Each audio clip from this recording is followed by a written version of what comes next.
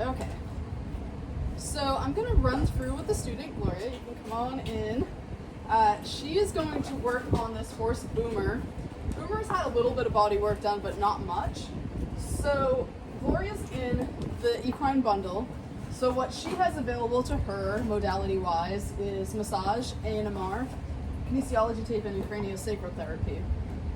So we're just going to run through a session with Boomer and show you what we're going to decide to utilize with him based on our findings. So now, Gloria, if you just look at him real quick, we did walk him around when we brought him up here, so she got to see how he's moving. Anything obvious in the posture or palpations with him?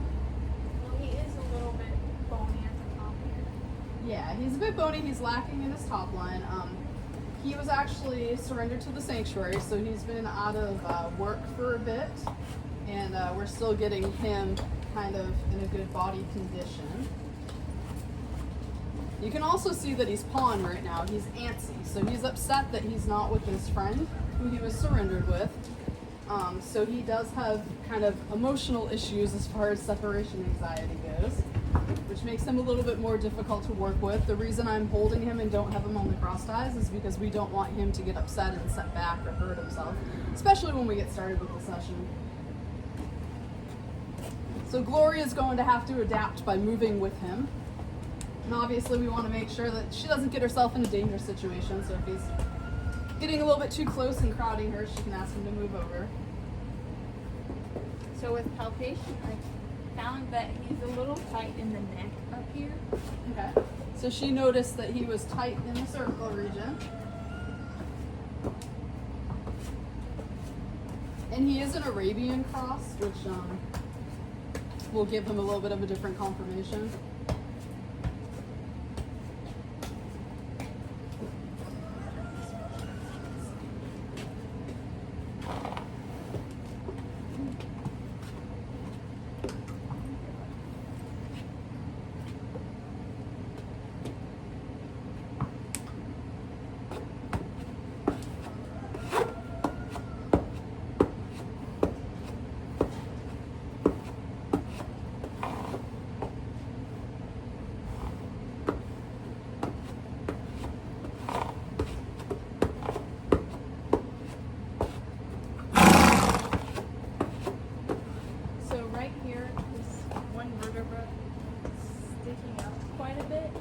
Okay, so she found in his lower thoracic, he's got a vertebra that's a bit more prominent.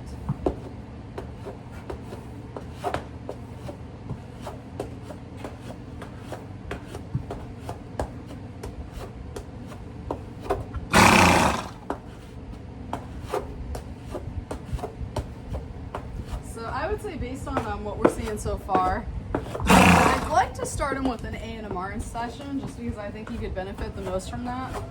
But if he's going to be too antsy or too nervous, then I would do craniosacral therapy instead and wait for a future session to pull out the ANMR tool. But let's go ahead and grab the tool and we'll see how he does once we get started with it. If he relaxes, that's great. If he gets a bit more high strung, then we might abandon that and go to the craniosacral. Alright, so there's two tools in there. If you want to pick one of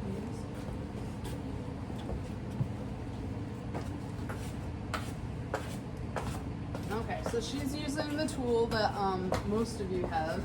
It's the one that's on our website. And she's setting it on the horse setting. Now we can move his mane over so we can see the reactions a bit easier. I'm going to click it around him a little bit so he can get used to the clicking sound. Just checking it out. And he has had this done a couple times before. And can you see those twitches? That's the involuntary reflex that we're looking for. That means that he has a lack of communication in those segments.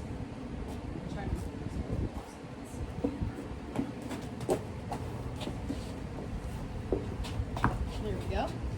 So what she's going to do with the tool now, she's going to release the fascia with it. So she's going to go in those muscles and just flick it around there. She could also use the massage gun if she had that on her. So he's doing pretty good with it. He is like he was, but I don't feel like the tool is making him any worse. So we'll go ahead and continue with the session. Okay. Let's do one more pass, and then we'll see how we're looking reactivity-wise. Still a bit reactive up in Atlas, and he's still reactive in the neck too. So since that was our third pass, that's the last pass that we're going to do in this session. But I would come back to this area maybe with some kinesiology tape, or maybe do a little wash-on massage or some cold laser, because he still has areas that are reactive. I'm going to turn him around so you can see the other side of his neck. We'll go ahead and do that side. There we go.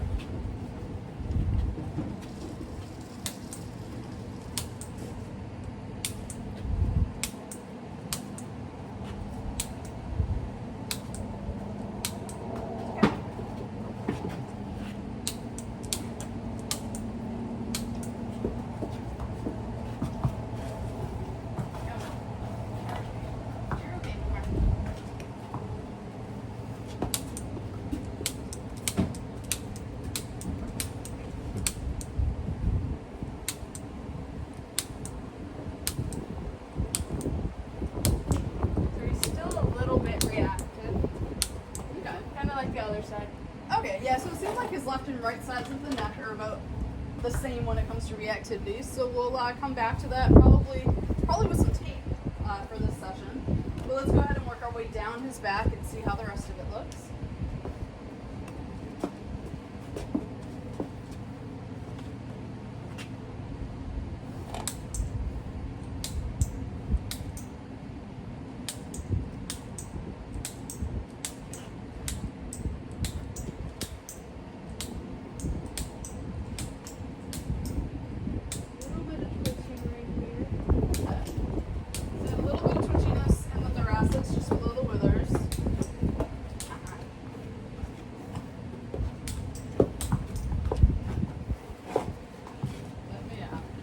Turn them around so that you can work on that.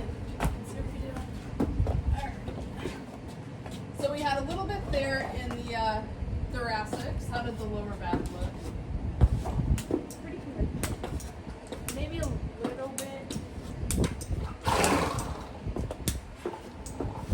He's more being antsy than anything else right now. He's just, his attention span has said he's got to get back to his friend. But he didn't look too bad through the back. Definitely his neck was his more problematic area. I'm going to swing him around so you can get behind him and look at his butt to see if he looks like he's even or if one side is higher than the other. It helps if he actually puts weight on both sides. Yeah. Looks pretty even. Maybe the left side a little bit higher. Okay. He is standing a little off. Yeah, and you already put motion in. Did you put motion on the, do each of those little high points back there? We'll see if he has any reactivity. And he doesn't, so since it looks even and he's not reactive, that's good. We'll leave it at that. What I like to do now is we can come up and do a shoulder release. So we can actually first, if you want to consolidate everything, it's a little bit easier. You can pick up the leg, check the knee, pull it forward, do the carpals, and release the shoulder, and then put it back down and recheck it.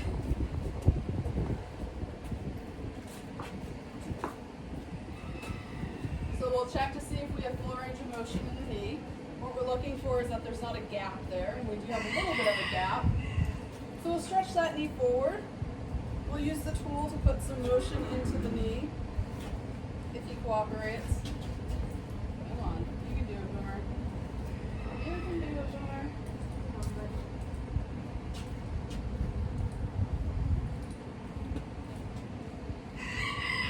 For this part of it, he has to cooperate because we need him to give into that stretch. There we go.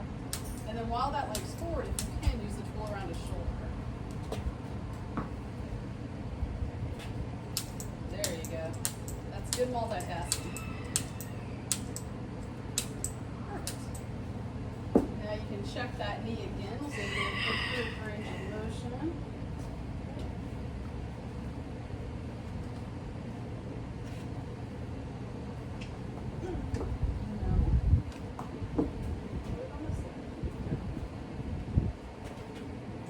Yeah, it feels a little better.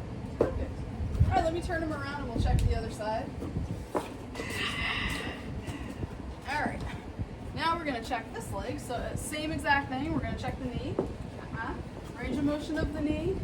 And then we'll pull it forward, do a carpal release, and then do the shoulder release. A little bit of a gap. Yeah, so it looked like it had a little less range of motion. The carpal's on this side. There we go. Good job. Release that shoulder. Which a lot of times when their necks are tight, the shoulder tends to be tight as well. Check that knee again.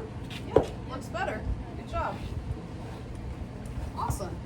So, since he's kind of antsy, and he let us get through that much, that was great. We're going to put that tool down, but we're going to put some tape on his neck, because his neck was his problematic area. So we're going to grab the kinesiology tape. Now, we could either do the 2-inch or the 4-inch. Either one will help, but I think for him, since he is really tight in it, what I'd like to do is just take 2 pieces of the 4-inch tape, start up at Atlas, and then just go down his neck with it to help relax that a bit. So if you want to grab thicker tape, I think it's in the other bag. Yep. And then measure from the top of his neck all the way down to about right there.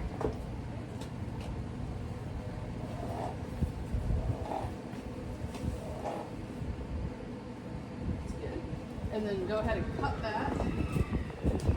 So he's dancing around. I don't know if you can see it back there, but one of our sanctuary pigs, Blue, was walking around, which was making him nervous. He's not very fond of pigs.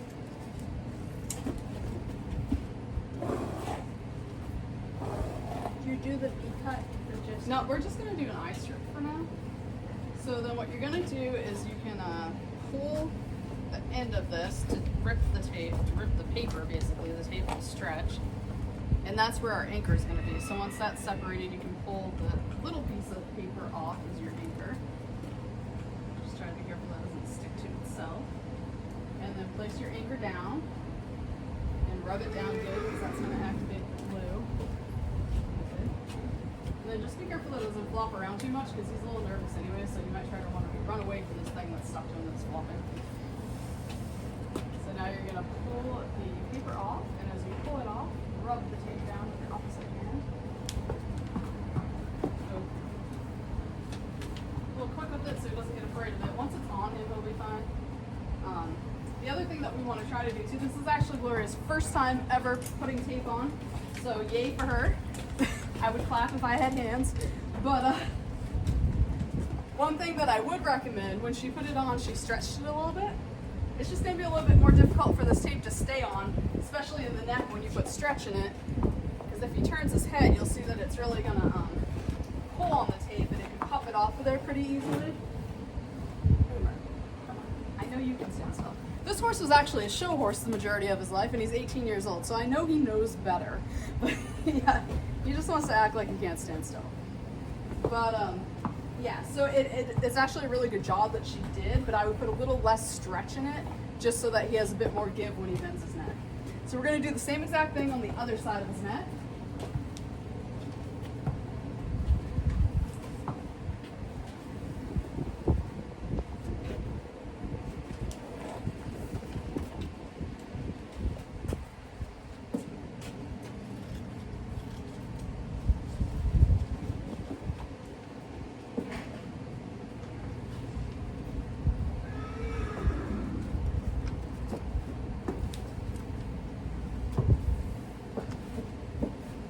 Same thing, we're going to start up around Atlas.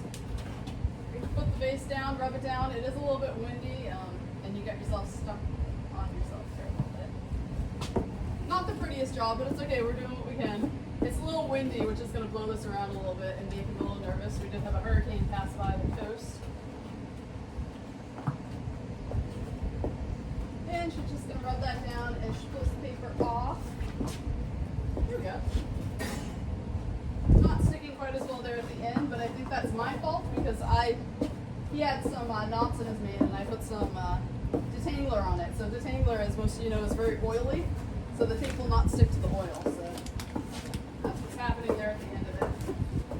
But hopefully this tape will stay on for at least a day. Give him a little bit of relief in his neck. Since he is pretty antsy, with this horse I would end at this point. If he was a bit more cooperative, we can maybe do some neck stretches and some different things, but I think for him less is going to be more. So we would leave him at this, and then in a follow-up we'll maybe add some other modalities to it, but I think this would be a good starting session for Boomer. So good job, Gloria. So Gloria had a good question. She was asking, if Boomer was actually a client's horse, what would we do differently? So first off, I would actually recommend to the client that we move Boomer close to his friend and do the session there, just because he's going to be more relaxed. It's going to be easier for him. The reason we didn't do that now is because we wanted to film it, and it would have been more difficult to get the camera in there. But yeah, that's what I would recommend, is doing it where the horse is comfortable. So if you know that a horse is really attached to another horse, do it close to them. It doesn't have to be in the same stall or paddock with them, but if they can at least see each other, a lot of times that will decrease the other horse's anxiety.